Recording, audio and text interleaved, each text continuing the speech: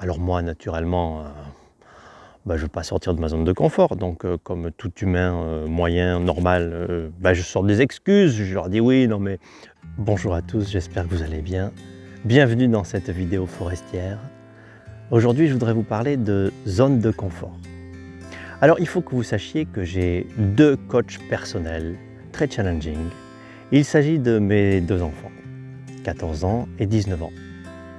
Un est ceinture noire de musique moderne et l'autre a un doctorat en vidéo YouTube.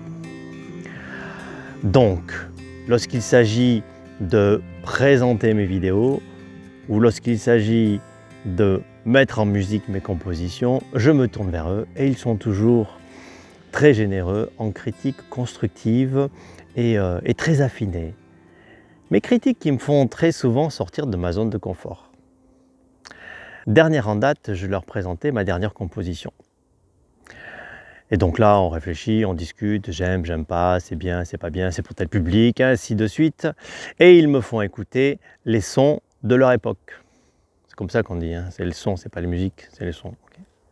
Alors voilà, on passe Orelsan, L'Homme Pâle, ainsi de suite.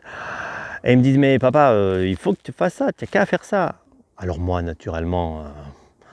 je ne veux pas sortir de ma zone de confort. Donc, comme tout humain moyen, normal, je sors des excuses. Je leur dis oui, non mais je ne sais pas faire ces arrangements, ainsi de suite. C'est trop compliqué pour moi, je ne sais pas. Là, mon fils qui me dit mais papa, regarde, tu as un super niveau en musique, tu joues de plein d'instruments, alors dis pas ça. Et puis en plus, regarde, il y a 6 mois, tu ne savais pas faire des montages vidéo et maintenant tu fais des vidéos qui tiennent la route. Tu as appris. Donc, il te suffit juste d'apprendre. Et paf, prends-toi ça. Sortir de sa zone de confort.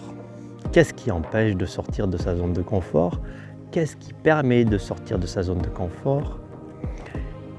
Quel est le risque que je prends si je sors de ma zone de confort aussi? Très intéressant ces réflexions. Et donc là, je vous livre à chaud mes réflexions de cette promenade forestière. Quel est le risque si je sors de ma zone de confort?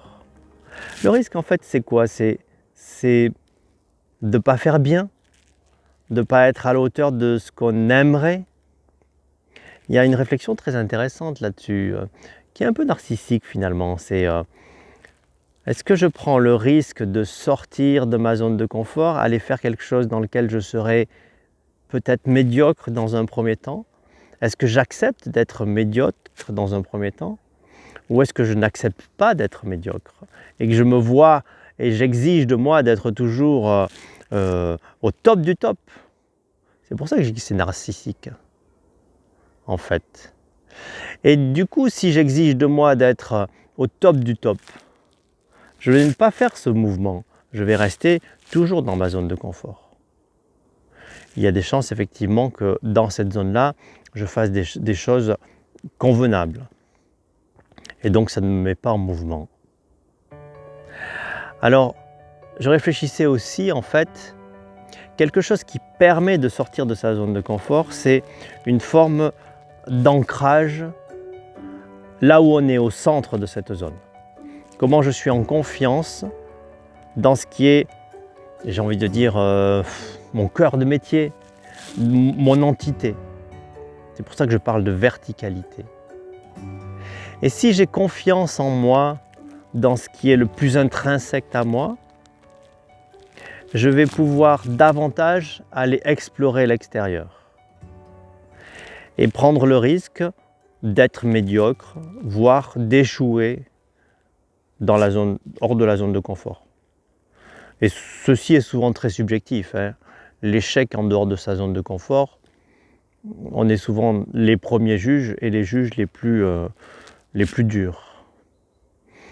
Donc l'idée, c'est comment je suis capable d'avoir cette confiance en moi dans le centre de ma zone de confort pour aller explorer ce qui se passe à l'extérieur. Et à faire ceci, petit à petit, en fait, on élargit notre centre, en fait, notre base de confiance en soi. C'est pour ça que c'est intéressant de prendre le risque de sortir de sa zone de confort. Parce qu'on élargit notre axe, en fait.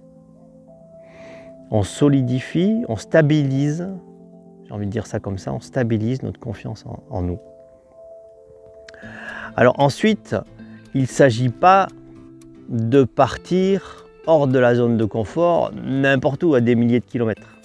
Je me souviens au tout début de ma carrière dans l'industrie, j'avais un patron qui me disait, lorsque tu changes de poste, il faut que ce soit un poste effectivement nouveau, où tu vas apprendre des choses nouvelles, mais sur lequel tu as de quoi déjà t'appuyer. Tu ne vas pas passer par exemple de la production à la comptabilité.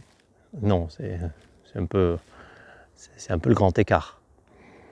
Donc, la question c'est comment je suis capable de sortir de ma zone de confort, mais pas me mettre tout nu non plus. M'appuyer sur quelque chose.